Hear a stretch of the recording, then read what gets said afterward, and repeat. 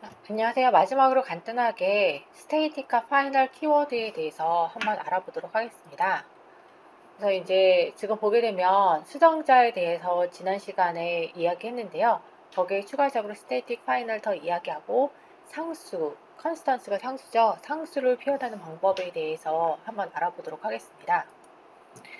지난 시간에 저희는 Public, Protected, Private에 대해서 이야기했습니다. 그리고 오늘 스테이틱하고 파이널에 대해서 이야기를 할 겁니다. 자, 스테이틱이란 게 무엇인지를 보게 되면 스테이틱은 어디에 붙냐면 클래스 필드나 클래스 메소드에 붙습니다. 그래서 여기 보게 되면 뭐라고 되어 있냐면 이 스테이틱으로 정의된 멤버 필드나 멤버 메소드는 individual object 각각의 객체의 소유가 아니다 라고 되어 있습니다. 왜 아니라라는 것은 어떤 의미가 되냐면 우리가 어떠한 이런 스테이틱이 붙은 클래스 필드와 클래스 메소드를 사용하기 위해서 객체를 생성할 필요가 없다 라고 되어 있습니다.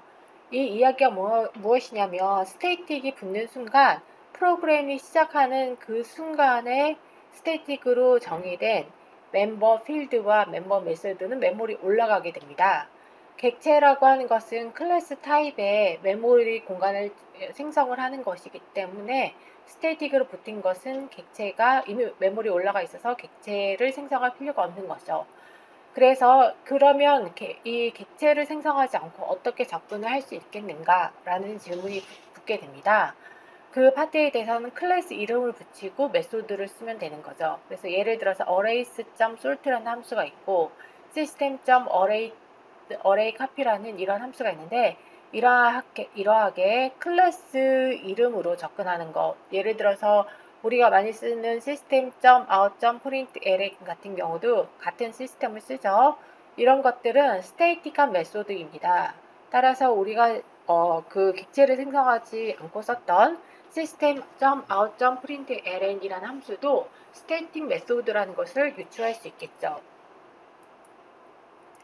예제를 한번 보도록 하겠습니다. 우리가 이제 스테이틱 메소드를 정의할 때를 보게 되면 우리의 클래스, my 클래스가 있고 그리고 이제 어디서나 접근 가능하게 객체를 생성하지 않고 접근 가능하게 쓸 때 우리는 스테이틱이라는 것을 붙입니다.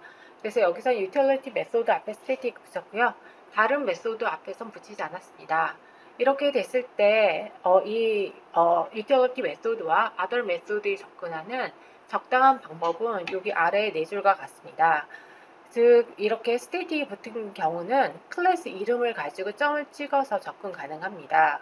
그리고 여기에 other method 같은 경우는 객체를 만들어서 접근을 하게 됩니다. 또한 클래스에서 이렇게 접근 가능한 utility method는 my method와 같이 객체를 생성해서 접근을 할 수도 있습니다. 그렇지만 이 접근을 한다고 해서 각각이 객체의 이 utility method에 대한 공간이 생기는 건 아니고 클래스 내에 있는 것을 여러 객체가 공유하게 됩니다. 여기 보게 되면 안 되는 것도 있는데요. 안 되는 게 뭐냐면 이렇게 스테이틱 붙지 않은 other method를 클래스 이름으로 접근해서 사용하는 겁니다. 이 파트는 안 되는데요. 원리를 생각하면 간단하게 이해할 수 있습니다. other method는 아직 스테이틱이 붙지 않았기 때문에 메모리 공간에 올라가 있지 않습니다. 따라서 메모리 공간에 올리려면 객체가 필요한 거죠. 그래서 객체를 생성하지 않고서 이렇게 접근하는 것은 메모리 공간에 아직 올라가지 않았기 때문에 가능하지 않습니다. 파이널이라는 키워드에 대해서도 한번 알아보겠습니다. 파이널이라는 키워드는 변수가 딱 한 번만 값을 가질 수 있도록 하는 것입니다. 즉, 한 번 값을 가지게 되면 그 다음엔 변경이 불가능한 겁니다. 그래서 assign 할 때 값을 할당하는 거죠. 요 오퍼레이션이 딱 한 번만 가능하게 되는 겁니다. 그래서 한 번 값이 할당이 된 이후에는 이 변수의 값은 변경을 할 수가 없습니다. 여기 예제가 있는데요. final int count가 있습니다. 그래서 여기 final 키워드가 있고요. 그리고 count에 10을 넣어줬습니다. 이렇게 10을 넣어줬으면 처음에 한 번은 가능합니다. 그런데 프로그램을 막 작성을 하다가 두 번째 카운트를 20으로 바꿉니다. 이건 불가능합니다. 왜냐하면 파이널이라는 이 키워드가 변수의 값을 할당하는 걸 한 번만 해줘 라고 규칙을 정하는 키워드이기 때문입니다. 그러면 이러한 입장에서 상수를 정의하는 것을 한번 고민을 해보겠습니다. C와는 달리 자바에는 상수를 선언하는 어떤 키워드가 없습니다. const 이런 키워드가 존재하지 않습니다. 대신에 상수를 정의하기 위해서 static과 final을 결합해서 사용합니다. static이라고 하는 것은 객체 변수가 아닌 클래스 변수, 메모리 미리 올리는 변수라는 걸 뜻하게 되고요. 두 번째 final이라고 하는 것은 한번 값이 할당이 되고 나면 변하지 않는다라는 것을 확인을 해주는 겁니다. 상수는 값이 변하지 않는 수가 상수이죠. 그래서 이러한 파이널 파트를 하게 되고요.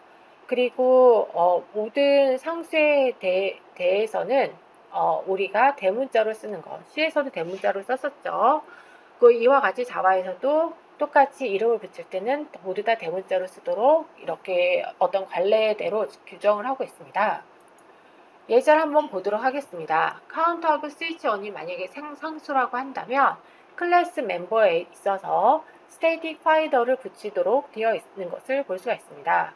이렇게 붙였을 때 사용을 어떻게 하냐면 클래스 이름에 접근해서 점을 찍어서 카운트나 혹은 스위치1으로 접근하면 되는 것이죠.